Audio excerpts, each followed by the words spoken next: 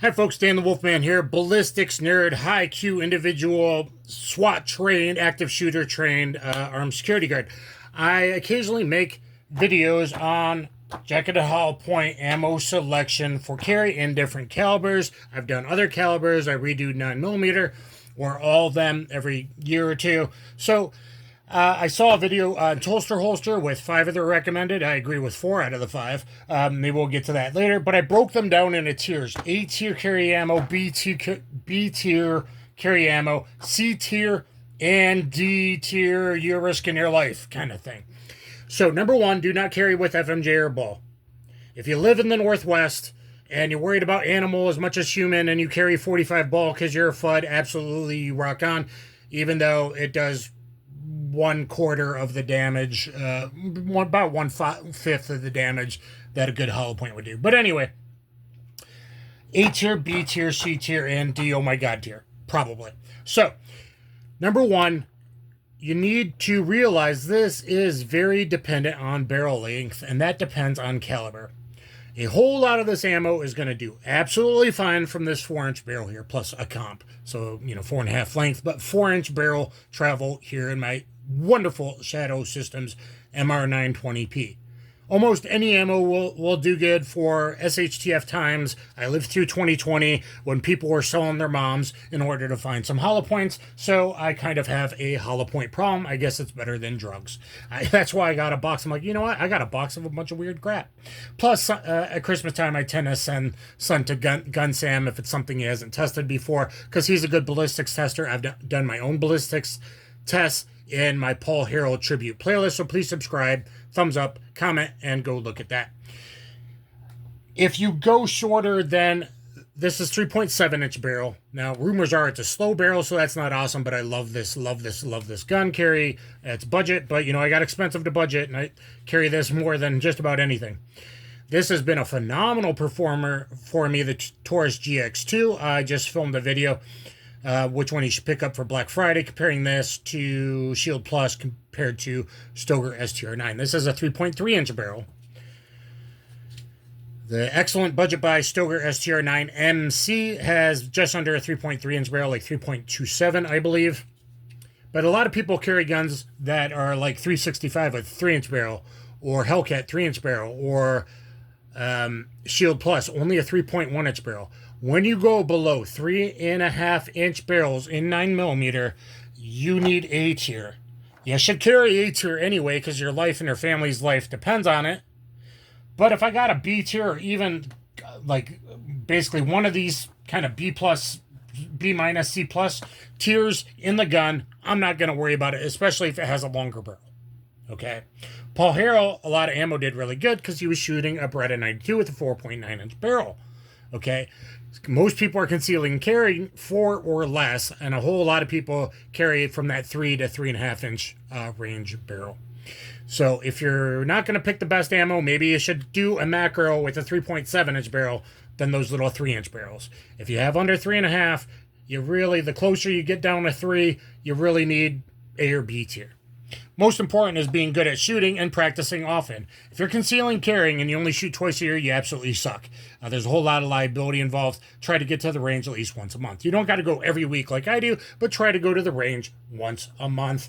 And you should be, especially your first couple of years, you should be doing quite a bit of dry fire too. I really don't. I need to get back into it, but I shoot once a week, about 150 rounds, so I'm doing all right. So in A tier is Federal HST. A plus tier would be 124 plus P HST, or if you have a long barrel, meaning like 3.7 or longer, you want to go 147 HST, that's fine too. I just don't buy 147 FMJ to train with. It's a different recoil impulse, my video on that, because it's more expensive. So I've always been more a 124 plus P guy. A 124 HST will be next. A 124 plus P Gold Dot would be A tier, A plus tier, especially longer barrel. If you're law enforcement, you work, a tow service where you might be more concerned about barrier penetration in and around vehicles, then Gold Dot's even better. This is standard pressure. This actually, I would pick punch for civilian defensive gun use over the standard pressure Gold Dot. The plus P, you're awesome. NYPD, it works. Standard pressure, don't love it. I'd actually take the hot, cheap punch. This is the best budget round on the market that doesn't perform budget. This is an A- level, and I've done ballistics tests. I have real organic gel data from the FBI back in the 80s, 90s, from directly from Federal. I get Hornady LE data. I get old Winchester data, etc. The number one round for civilian defensive gun use is a HST, in my opinion. Plus P, 124, then standard 124, and then punch. Or if you're worried about barrier penetration, like I said, 124 plus P gold up. This is not the plus P, so that goes A-. Okay. Next up, B tier.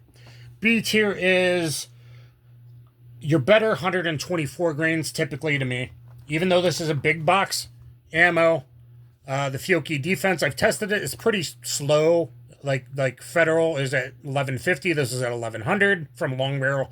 But it performs pretty good for 50 round box stuff. So if you're one of these guys that's like, I got to change out my ammo every 3 months and shoot it out, maybe Paul Harrell was right. Just buy this stuff. Okay? Pretty good. Though, you better function check it. This does not work great in Taurus firearms. This did not feed reliably in my Micro Dagger C1. You need to know that. Maybe the bullet diameter's just a little bit bigger than other stuff and how it seats in tight chambers. Old school, Golden Saber, 124 plus P. Since it's a 124 plus P, it was putting bodies on the ground a long time. However, there are jacket separation issues. I had really bad jacket separation with this in my modern meat target. Of course, Paul Harrell shot it a lot from a 3.5-inch barrel, 9C in a modern meat, in his meat target. Does pretty well. Jacket separation, barrier penetration, it's not going to be the best. That's not the bonded. Okay? Critical duty. This is almost C tier, actually, because this is the 124 plus P. Look at my critical duty. Which duty protects your booty better? The 135 plus P is solid B+. This is B-/C+ because it's 124 plus P. You're lucky if you get 47 to 49 expansion. Even their data says 0.50 expansion. You need 0.53 expansion. You want 1.5 times original 355 diameter.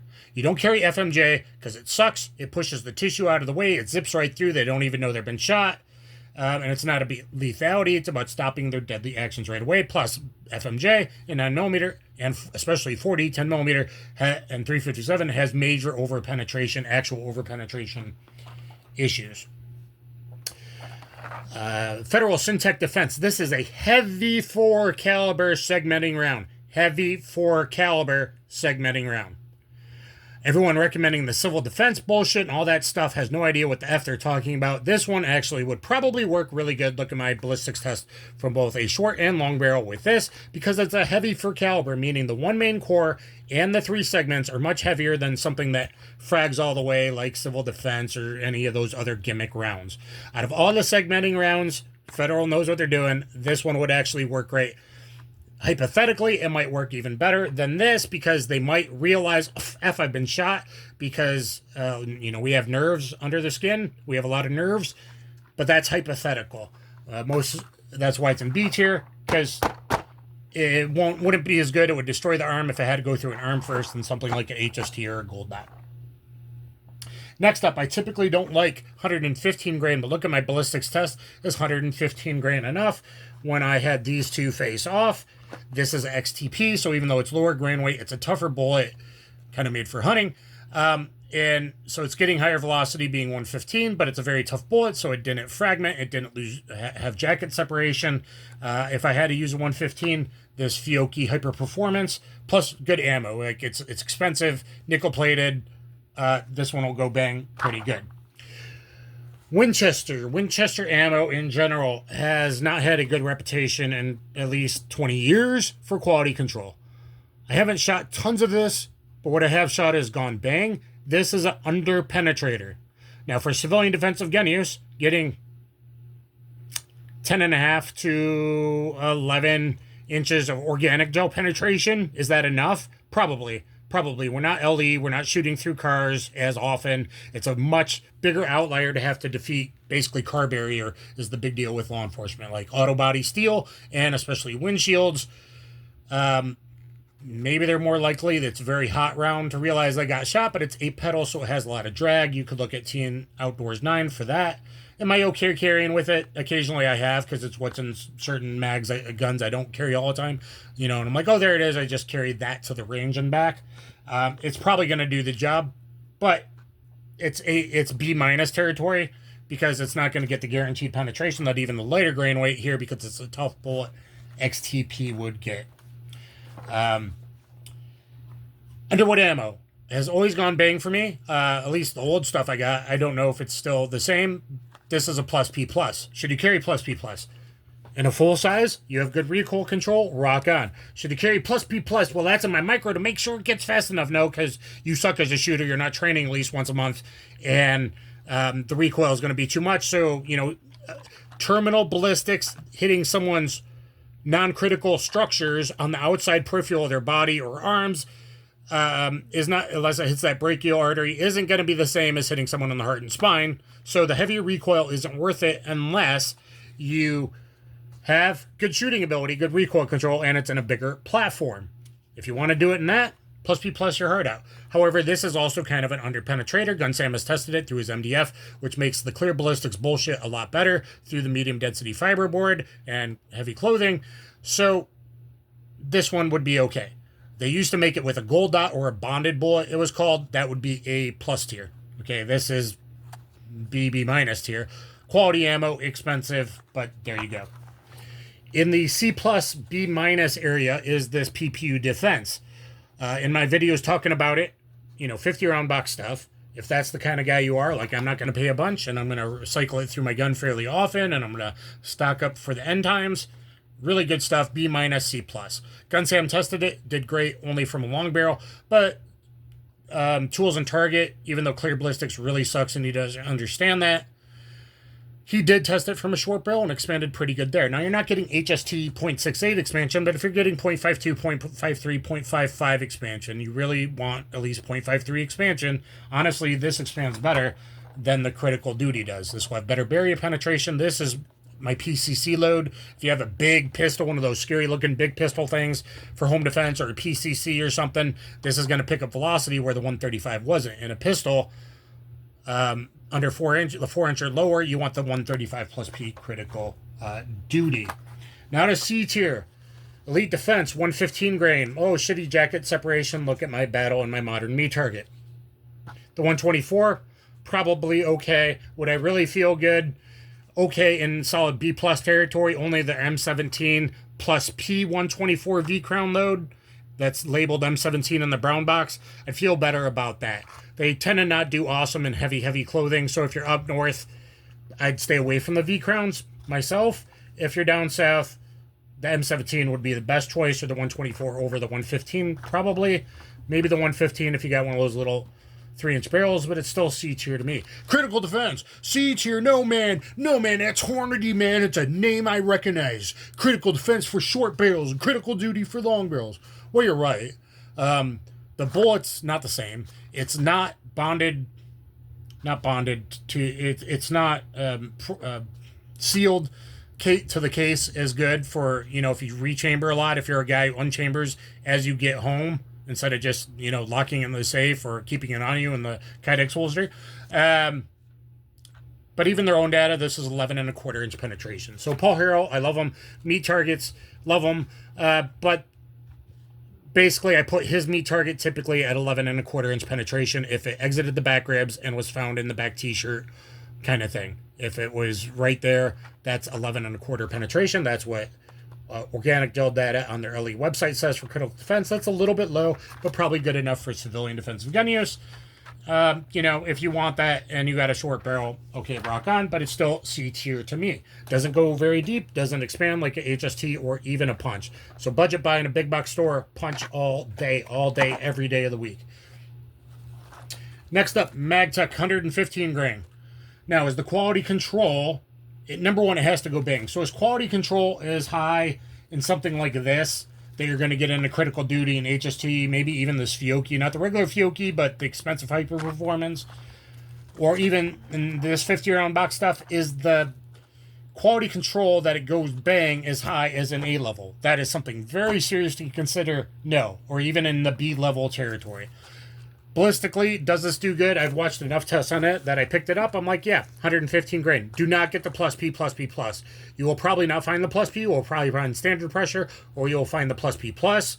The plus P plus is going to underpenetrate, like probably about 9.5 to 10 inches organic gel. You need at least 10.5. FBI says 12 to 18. You need at least 10.5. This will go about 12. It's going to expand to 53. It's pretty similar. This will probably go deeper, but pretty similar there. That would be okay if you're one of those guys that I'm just going to buy the cheap stuff and kind of shoot it, train with it often.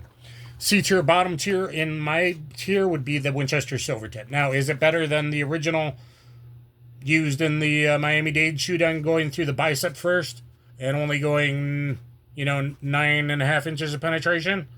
Yeah, it's better, but it's still probably an 11-inch penetrator and probably good enough. For girlfriend, I wouldn't mind her carrying with this. If that's what cycled in a particular gun with her limp wristing, okay, but it's pretty C tier. This is probably C tier. I don't know. I do know that I used, I have used Atlanta Arms and the reloads, and never once had I had a failure, even in a shit ton of reloads I bought at the beginning of the bad flu psyop. So I bought a ton of Atlanta Arms. It's going to go bang. What bullet is it? How high is the velocity? I don't know. It's probably an XTP, but I don't know. 124 grain. I might send this to Gun Sam to test. It'll at least go bang. It's at least a hollow point. Even a hollow point that expands is not the same as FMJ. It does 16% more damage because of fluid dynamics, the front of the nose, and it's less likely to deflect off bone. These are all reasons why even a hollow point, all those YouTubers, it's just the same as FMJ. No, it's not. You want it to expand. It probably will from a longer barrel. I don't know from a short barrel. That's what I'm telling you about the C, D tiered ammo. From a 5-inch barrel, it's probably fine. From your little 3-inch barrel, it may not be. I don't know. There's no testing on this. But Atlanta Arms is really high quality, so I was interested enough when I saw it cheap to pick it up. That's probably C tier.